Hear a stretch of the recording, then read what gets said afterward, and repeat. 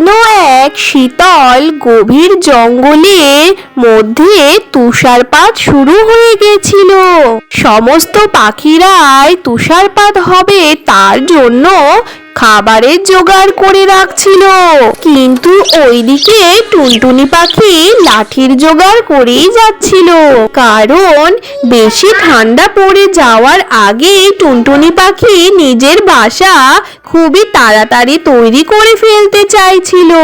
তার কিছুদিন পরেই টুনটুনি পাখি একদিন যখন ঘুম থেকে উঠে বাইরে গিয়ে দেখে যে খুব আকারে তুষারপাত শুরু হয়ে গিয়েছিল।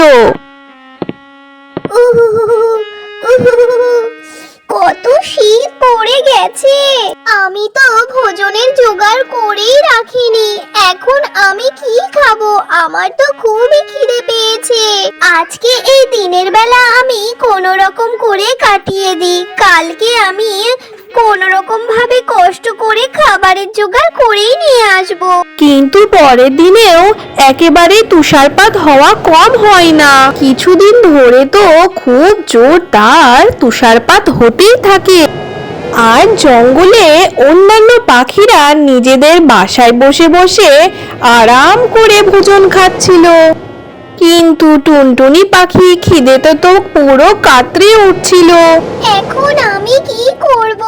তুষারপাত তো বেড়েই চলেছে, আমার তো পেটের মধ্যে পুরো ছুঁচো দৌড়চ্ছে।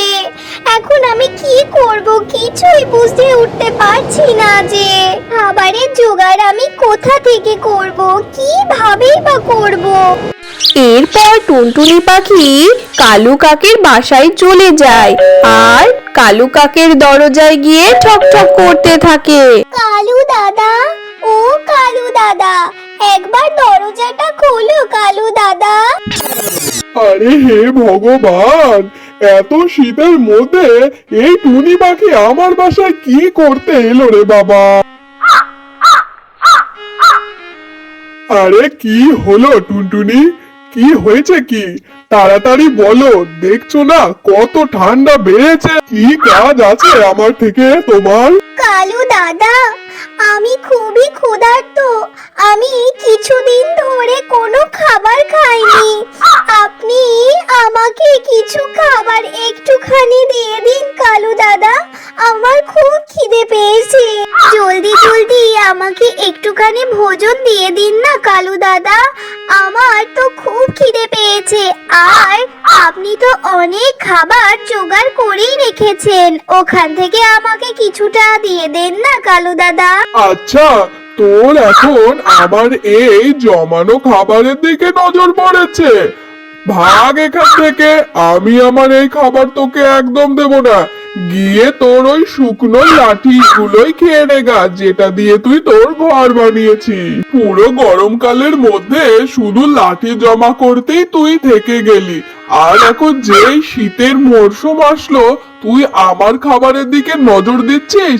যা এখান থেকে, কোনো খাবারই পাবি না, পালা। তোকে আমি আমার ভোজন দিলে আমি এই সারা শীতে কি খাবো? পালা এখান থেকে। টুনটুনি পাখি মন উদাস করে কালু কাকের বাসা থেকে চলে আসে, আর ও তো জানতোই যে কালু কাকের বাসায় এমনটাই হবে। তারপর ও মিঠু তোতার বাড়িতে চলে যায়। আসো আসো টুনটুনি, ঘরের মধ্যে চলে আসো।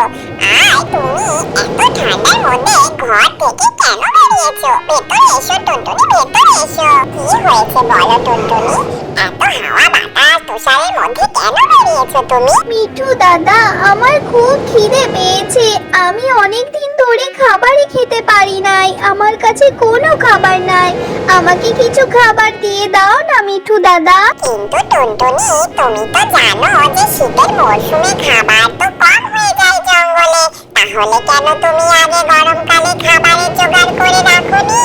কি আর বলবো মিঠু দাদা, আমি সারা গরমকালে লাঠির জোগাড় করতে করতেই ভোজন জোগাড় করতেই ভুলে গেছি পুরো।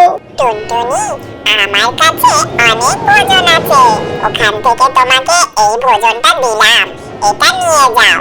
আর এই ভোজন শেষ হয়ে গেলে তোমাকে আমি আবারও দেব, আবার আমার কাছে চলে আসবে। আর টুনটুনি, পরের বার থেকে লাঠির জোগাড়ের সাথে সাথে ভোজনের জোগাড়টাও করে নেবে। তোমাকে তো অনেক অনেক ধন্যবাদ মিঠু দাদা, আমি এখন আসছি। তারপর টুনটুনি পাখি অনেকদিন পর পেট ভরে খাবার খেয়ে নেয়। আনাজ খাওয়ার পর ওর ঘুম চলে আসে। তারপরে ওর লাঠির ঘরে ঘুমিয়ে পড়ে। ওই রাতে জঙ্গলে খুব জোরে তুফান চলে আসে আর সমস্ত পাখিদের বাসায় জঙ্গলে ভেঙে চুরে পড়ে যায়। এখন আমরা সবাই কি করব? এই রকম ভাবে যদি বরফের মধ্যে থাকি, বরফে তো পুরো ঢেকেই যাব। এরকম খোলা জায়গায় তো থাকা যাবে না। কেউ কোনো উপায় একটা বলো। আমি দেখেছি টুনটুনি পাখি নিজের জন্য লাঠির মজবুত একটা ঘর তৈরি করেছে, আর সেই ঘরে ওই টুনটুনি পাখি খুবই আরাম করে বসবাস করছে। আমার তো মনে হয় টুনটুনির ওই লাঠির ঘরেই আমাদেরকে থাকার ব্যবস্থা করতে হবে। তারপরই আর একটা পাখি ওখানে উত্তর দিয়ে ওঠে যে, তাহলে আমরা সবাই চলো যাই ওই লাঠির ঘরে টুনটুনির বাসাতে। আরে না না, ওই টুনটুনি পাখি কেন আমাদেরকে ওর বাসায় থাকতে দেবে? ও ভোজন চাইতে এসেছিল, আমরা তো কোনো ওকে ভোজনই দিই নাই। কেন ও তাহলে থাকতে দেবে আমাদেরকে?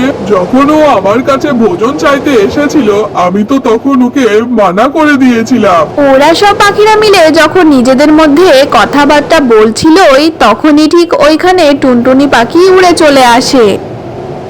কালু দাদা ও মিঠু দাদা, আপনাদের কোনো চিন্তা করার দরকার নেই। আমি যখনই জানতে পারলাম যে তুফান এসেছে, আপনাদের সমস্ত ঘর বাড়ি সব উড়ে চলে গেছে, আমি আপনাদের সবাইকে নিয়ে যেতে এসেছি। আমার লাঠির বাসায় অনেক জায়গা আছে, আপনারা সবাই খুবই আরাম করে থাকতে পারবেন।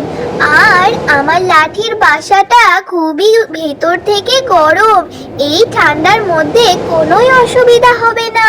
আপনারা সবাই আমার সাথে আমার বাসায় চলুন। তারপরে সমস্ত পাখিরা মিলে টুনটুনির সেই লাঠির বাসায় চলে আসে। আর পুরো শীতেই টুনটুনির ওই লাঠির বাসায় খুবই হাসি খুশি ভাবে থাকে। আমাকে ক্ষমা করে দাও টুনটুনি পাখি, আমি তোমাকে কোনো সাহায্য করেছিলাম না। আমি তোমাকে কোনোই সাহায্য করতেই পারিনি। আমি পুরো সেলফিশ হয়ে গিয়েছিলাম। না না কালু দাদা, কোনো ব্যাপার না। আসলে সবার থেকেই কোনো না কোনো ভুল হয়েই থাকে। এইভাবে সমস্ত পাখিরা হাসি খুশি ভাবে একসঙ্গে বাস করতেই থাকে। তো বন্ধুরা, টুনটুনি পাখির এই কাহিনীটা তোমাদের কেমন লেগেছে অবশ্যই কমেন্ট করে জানিও। আর লাইক আর সাবস্ক্রাইব করতে একদম ভুলো না যেন। দেখা হবে পরের কোনো এক টুনটুনি পাখির সুন্দর কাহিনী নিয়ে। Bye bye.